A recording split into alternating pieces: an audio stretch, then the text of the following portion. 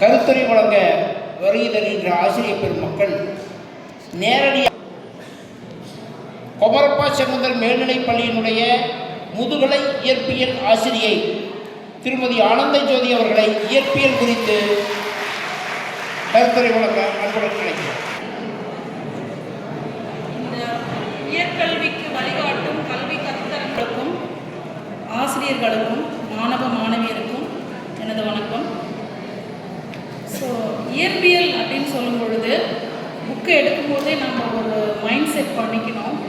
நம்ம physics easy தான், நம்மளால் படிக்க முடியும், நம்மளும் ஹை மார்க்ஸ் வாங்க முடியும், நம்ம அடுத்து ஹையர் ஸ்டடீஸுக்கு நம்மளும் செலக்ட் ஆக முடியும் அப்படிங்கிற பாசிட்டிவ் அப்ரோச்சில் நீங்கள் அந்த புக்கை எடுக்கணும்.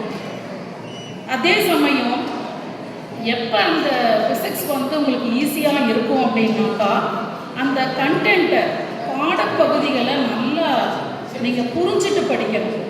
புரிஞ்சிட்டு படிச்சிட்டிங்கன்னா அதே சமயம் புரிஞ்சு படிச்சுட்டு நல்லா எழுதி பார்க்கணும். எவ்வளோக்கு எவ்வளோ நீங்கள் ப்ராக்டிஸ் பண்ணுறீங்களோ அந்தளவுக்கு அந்த கண்டென்ட் உங்களுக்கு மைண்டில் பதிஞ்சு போயிடும். எத்தனை வருஷம் ஆனாலும் அது உங்களுக்கு மறக்கவே மறக்காது. அந்த வகையில் நம்ம ஃபஸ்ட்டு புக்கை எடுத்து படிக்கும்பொழுது 1 மார்க்ஸ் அப்படின்னு சொன்னாக்கா அதில் என்ன கொடுத்துருக்காங்க, அந்த கொஷின் என்ன அப்படின்னு ஒரு தரத்துக்கு 2 தரம் நல்லா படித்து பாருங்கள். எந்த கண்டென்ட்டை பேஸ் பண்ணி இந்த 1 மார்க் கொடுத்துருக்காங்க அப்படிங்கிறத நீங்கள் பார்த்தீங்கன்னா கட்டாயம் உங்களுக்கு புரியும். சரியா? அந்த வகையில் நீங்கள் அந்த 1 மார்க்ஸை நல்லா பார்த்துக்கோங்க. ஸோ அதில் வரக்கூடிய வேல்யூஸ்லாம் சம்ஸ் எல்லாம் இருந்ததுன்னா அதை நல்லா நீங்கள் போட்டு பாருங்கள். எந்த பேசிஸில் இந்த சம் வந்திருக்கு, இதனுடைய ஃபார்முலா என்ன, எந்த அடிப்படையில் இதை போட்டால் நம்மளுக்கு மார்க் வரும் அப்படிங்கிறத நீங்கள் ப்ராக்டிஸ் பண்ணணும் நல்லா. ஸோ 1 மார்க்கை பொறுத்த வரைக்கும் நல்லா ஃபார்முலாஸை நல்லா ஃபுல்லாக புக்கில் இருக்கக்கூடிய ஃபார்முலாஸை நல்லா தரோவாக படிச்சுக்கோங்க. அடுத்தது இதில் வரக்கூடிய 1 மார்க்ஸில் உங்களுக்கு நிறையா கான்ஸ்டன்ட் வேல்யூஸ்லாம் கேட்பாங்க. ஸோ அதெல்லாம் நீங்கள் மெமரைஸ் தான் பண்ணி ஆகணும். ஸோ அதையும் நீங்கள் நல்லா பார்த்துக்கோங்க. அடுத்தது இந்த 2 மார்க்ஸ் 3 மார்க்ஸ் அப்படின்னு சொல்லி பார்க்கும் பொழுது இதில் உங்களுக்கு எல்லாமே புக் பேக்கில் இருக்கக்கூடிய 2 மார்க்ஸ் 3 மார்க்ஸ் எல்லாமே நீங்கள் நல்லா படித்தாகணும். ஸோ அதுலேயுமே உங்களுக்கு எந்த கொஷின்ஸ் அதிகமாக கேட்கறதுக்கு சான்சஸ் இருக்குது அப்படின்னா டிஃபரன்ஸ் பிட்வீன் வேறுபாடுகள் கேட்கலாம்.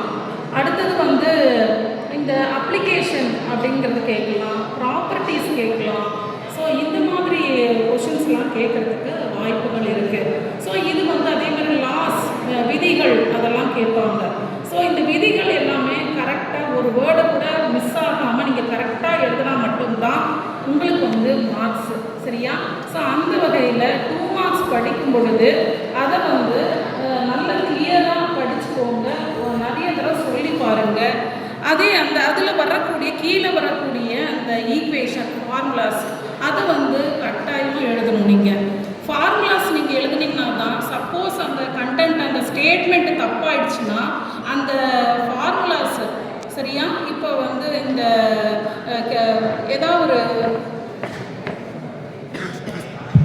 2 மார்க் 3 மார்க்கில் அந்த ஸ்டேட்மெண்ட்டு தப்பாக இருந்தாலும் கீழே நீங்கள் அந்த ஆன்சரை கரெக்டாக கொடுத்தீங்க, அந்த ஃபார்முலாஸ் எழுதினீங்க அப்படின்னு சொன்னாக்கா அதுக்கு மார்க் உண்டு. சப்போஸ் ஸ்டேட்மெண்ட்டில் ஏதாவது ஒரு வேர்டு தப்பாயிடுச்சுன்னா லாஸ்ட்லாம் நம்ம தப்பு போட்டுருவோம். ஸோ கீழே இருக்கக்கூடிய அந்த ஈக்குவேஷன் கரெக்டாக இருக்குது. இப்போ கிர்ச்சாஃப்ஸோட ஃபர்ஸ்ட் ரூல் அப்படின்னா அந்த 0 அப்படிங்கிற வேர்டு எழுத மாட்டாங்க கடைசியில், அல்லது அது ஈக்குவேஷனில் கரெக்டாக அதெல்லாம் போட்டுட்டு equal to I1 + I2 - I3 அப்படின்னு போட்டு ஈக்குவல் டு 0ன்னு போட்டிருந்தீங்கன்னா நாங்கள் அதுக்கு மார்க் கொடுத்துருவோம். சரியா? அதனால் நீங்கள் அந்த ஸ்டேட்மெண்ட்டை நல்லா படிங்க. கீழே இருக்கக்கூடிய ஈக்குவேஷன் நல்லா எழுதுங்க, வித் யூனிட்டோடு எழுதுங்க. அது ரொம்ப முக்கியம். அதே மாதிரி தான் இதில் கான்செப்ஷுவல் கொஷின்ஸும் கேட்பாங்க. 2 மார்க் 3 மார்க்கில் கான்செப்ட் கான்செப்ஷுவல் கொஷின்ஸ் கேட்பாங்க. ஸோ அதையும் நீங்கள் நல்லா படிச்சுக்கோங்க. அது இல்லாமல் ரிப்பீட்டடாக டெஸ்ட்டு கொஷின் பேப்பர்ஸ்லாம் உங்களுக்கு கொடுத்துருப்பாங்க. ஸோ அதில் ரிப்பீட்டடாக வரக்கூடிய கொஷின்ஸ்க்கெல்லாம் ஆன்சர் பண்ணி ப்ராக்டிஸ் பண்ணுங்கள். அப்போ தான் உங்களுக்கு வந்து எப்படி கொஷின்ஸ் கேட்குறாங்க, கான்செப்ஷுவல் கொஷின் கேட்குறாங்க, 1 மார்க் கேட்குறாங்க, அதுக்கெலாம் நம்மளால் ஆன்சர் பண்ண முடியுதா அப்படிங்கிறது நீங்கள் ஓல்டு கொஷின் பேப்பரோ அல்லது வந்து வேறு டெஸ்ட்டு உங்கள் டீச்சர்ஸ் கொடுக்குற கொஷின் பேப்பர்ஸிலோ அதை வந்து நிறைய நீங்கள் வந்து ரிவைஸ் பண்ணணும். சரிங்களா? அப்படி பண்ணால் மட்டும்தான் உங்களால் வந்து எந்த கொஷின் கொடுத்தாலும் அந்த டைம் ரொம்ப முக்கியம். ஸோ டைமுக்கு அதை எழுதி நீங்கள் ப்ராக்டிஸ் பண்ணணும். அதையும் நீங்கள் பார்க்கணும். அடுத்தது வந்து பார்த்தோம்னாக்கா இதில் வந்து இந்த 2 மார்க் 3 மார்க்ஸில் வந்து கம்பல்சரி வந்து கொஷினாக வந்து உங்களுக்கு ப்ராப்ளம்ஸ் கொடுப்பாங்க. ஸோ அந்த ப்ராப்ளம்ஸ் வந்து நீங்கள் அட்டன் பண்ணி தான் ஆகணும். இல்லைன்னா அதுக்குரிய மார்க் வந்து உங்களுக்கு வந்து மைனஸ். அதனால் அந்த ப்ராப்ளம்ஸை பொறுத்த வரைக்கும் புக்கில் வந்து பாருங்கள். புக்கில் வந்து ஒரு டாபிக் முடித்ததுமே அங்கேவே எக்ஸாம்பிள் சம்ஸ் இருக்குது. அந்த எக்ஸாம்பிள் சம்ஸை நல்லாவே பாருங்கள், உங்களுக்கு புரியும். ஏன்னா அந்த கண்டென்ட் அப்போ தான் படிச்சுட்டு அடுத்தது நீங்கள் எதை பார்க்குறீங்க அப்படின்னா அந்த எக்ஸாம்பிள் சம் பார்க்குறீங்க. அதனால் அந்த கண்டென்ட் ஓரியன்டாக தான் அந்த சம் இருக்கும். அதனால் என்ன கொடுத்துருக்காங்க, கிவன் டேட்டா என்ன, இதில் என்ன கேட்குறாங்க, என்ன நம்ம ஃபைண்ட் அவுட் பண்ணணும் அப்படிங்கிறது ஈஸியாக உங்களுக்கு புரியும். ஸோ அதனால் நீங்கள் அந்த கண்டென்ட்டை வந்து புரிஞ்சுக்கிட்டு படிச்சுட்டு வந்தீங்கன்னா சம்ஸ் எந்த சம் கொடுத்தாலும் உங்களால் அட்டன் பண்ண முடியும். மேக்ஸிமம் வந்து எக்ஸாம்பிள் சம்ஸ் தான் உங்களுக்கு கொடுப்பாங்க. அதே சமயம் புக் பேக்கில் வந்து கேட்குறது கொஞ்சம் கம்மி தான், ரேர் தான்.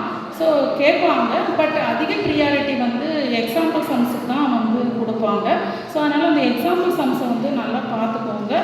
ஸோ அதில் வந்து ஃபஸ்ட்டு உங்களுக்கு எதுவுமே தெரியல அப்படின்னாலும் நீங்கள் என்ன பண்ணலாம், அந்த ஃபார்முலாஸை மட்டும் எழுதினீங்கன்னா அதுக்கு மார்க் இருக்குது. அடுத்து சப்ஸ்டியூஷன் அப்படின்னு இருக்குது. அதை வந்து என்ன கொடுத்துருக்காங்க அப்படிங்கிற அந்த கிவன் டேட்டாவை அதில் சப்ஸ்டியூட் பண்ணிங்கன்னா அதுக்கு மார்க் இருக்குது. அதே மாதிரி ஃபைனல் ஆன்சர் கொண்டு வந்து யூனிட்டை போட்டிங்கன்னா கட்டாயம் ஃபுல் மார்க் நீங்கள் வந்து ஸ்கோர் பண்ணிக்கலாம். நிறைய ஸ்டூடெண்ட்ஸ் மிஸ் பண்ணுறது இந்த ப்ராப்ளம்ஸ் வந்து சரியாக வந்து அட்டன் பண்ணுறதில்ல.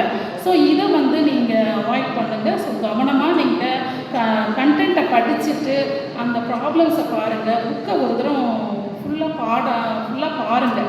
சரியா? என்ன கண்டென்ட்டு அப்படிங்கிறத பார்த்துட்டு அந்த சம்மை பார்த்தீங்கன்னா உங்களுக்கு புரியும் எந்த ஏரியாவிலேருந்து இந்த சம் கேட்டிருக்காங்க அப்படின்ட்டு. அதனால் சம்முக்கு வந்து இம்பார்ட்டன்ட் கொடுங்க.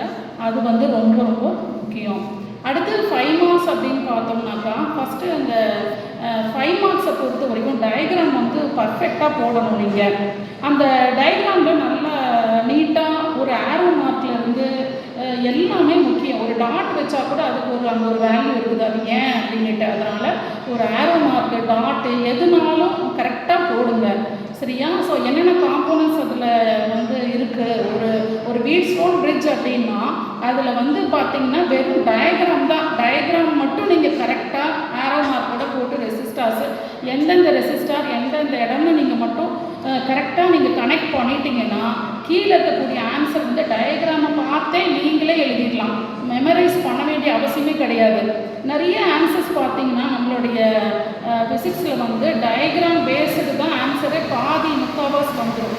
சரியா? அதனால் நீங்கள் எந்த அளவுக்கு டயக்ராமை வந்து வச்சுட்டு ஆன்சர் சொல்லி ப்ராக்டிஸ் பண்ணி படிக்கிறீங்களோ அந்த அளவுக்கு உங்களுக்கு எதுவுமே மறக்காது. டயக்ராம் மட்டும் போட்டுட்டா போதும். அதில் இப்போ எப்படி ஒரு பிக்சரை பார்த்து ஒரு ஸ்டோரி சொல்கிற மாதிரி நம்ம ஒரு டயக்ராமை போட்டு அதில் ஃபஸ்ட்டு இது சொல்கிறோம், அடுத்து இந்த பாயிண்ட்டை மென்ஷன் பண்ணுறோம், அடுத்து இது அப்படின்னு சொல்லிட்டு ஈக்குவேஷன் வந்து எழுதிட்டு போயிட்டே இருக்கலாம். சரியா? தியரியை விடவும் டெரிவேட்டிவ் பார்ட்டி வந்து உங்களுக்கு ரொம்ப ஈஸியாக தான் இருக்கும். எல்லாமே ப்ராக்டிஸ் பண்ணணும். அது வந்து ரொம்ப முக்கியம். ஆனால் புரியுறது வந்து ஈஸியாக மைண்டில் வச்சுக்கிறது வந்து டெரிவேஷனாக இருக்கும். சரியா? அதே மாதிரி பார்த்தோம்னா இந்த வந்து வேண்டிகிராஃப் அதெல்லாம் பார்த்தோம் அப்படின்னு சொன்னாக்கா அந்த பிரின்சிபலை வந்து நல்லா வந்து படிச்சுக்கணும். சரியா? ஸோ அந்த பிரின்சிபல், அந்த அப்ளிகேஷன் அதெல்லாம் 1 மார்க்லேயும் கேட்பாங்க. சரியா? அதுக்கெல்லாம் மார்க் அலாட்மெண்ட் இருக்குது. அதே மாதிரி கன்ஸ்ட்ரக்ஷன் அப்புறம் ஒர்க்கிங்கு எல்லாத்துக்குமே மார்க் வந்து சப்டிவிஷனாக பிரித்து தான் நாங்கள் கொடுப்போம். ஸோ அந்த வகையில் நீங்கள் வந்து 5 மார்க்கை வந்து நல்லா கான்சன்ட்ரேட் பண்ணுங்கள். இந்த டிமார்கன்ஸ் தியரம் அதெல்லாம் வரும் பொழுது அதில் அந்த டாட்டு, இந்த பாரு அதெல்லாம் பார்த்தீங்கன்னா கரெக்டாக ஏ பார்னால் ஏக்கு மட்டும்தான் பார் இருக்கணும். அப்படி இல்லாமல் நம்ம தப்பாக போட்டோம் அப்படின்னா அதுவும் மார்க் வந்து உங்களுக்கு போயிடும். சரியா? ஸோ ரொம்ப பர்ஃபெக்டாக கவனித்து நல்ல ப்ராக்டிஸ் பண்ணி படிச்சிங்கன்னா ஃபிசிக்ஸில் வந்து நல்ல மார்க் வந்து ஸ்கோர் பண்ண முடியும். அதனால் நம்ம வந்து லைஃப்பில் ஒரே ஒரு தரம் தான் நம்ம +2 படிக்கிறோம். ஸோ முடிஞ்ச வரைக்கும் எவ்வளோக்கு எவ்வளோ எஃபர்ட்டை போட்டு படிக்க முடியுமோ அந்த அளவுக்கு படிங்க. சப்போஸ் என்னால் முடியாது டீச்சர், என்னால் இந்த அளவுக்கு என்னாலாம் ஹை ஸ்கோர் பண்ண முடியாது, நான் பாஸ் பண்ணால் போதும் அப்படின்னு நினைக்கிறேன் அப்படின்னா நீங்கள் செகண்ட் சாப்டர் கரண்ட் எலக்ட்ரிசிட்டி அந்த chapter, 5th chapter electro magnetic waves மின்காந்த அலைகள், அடுத்தது 8th சாப்டர் அப்படின்னு சொல்லி பார்த்தோம்னாக்கா dual nature of radiation and matter, கதிர்வீச்சு மற்றும் கருப்பொருளின் இருமை பண்பு. இந்த 3 லெசனை படிச்சுட்டு 1 மார்க்ஸ் எல்லா லெசனும் படிச்சுட்டிங்கன்னா நீங்கள் அதுலேயே நீங்கள் 30+ அவுட் ஆஃப் 70 நீங்கள் வாங்க முடியும். சரியா? ஸோ அதனால் நீங்கள் பயப்படாமல் நல்லா ப்ராக்டிஸ் பண்ணுங்கள், நல்ல ஹாப்பியாக படிங்க, உங்களால் முடியும்.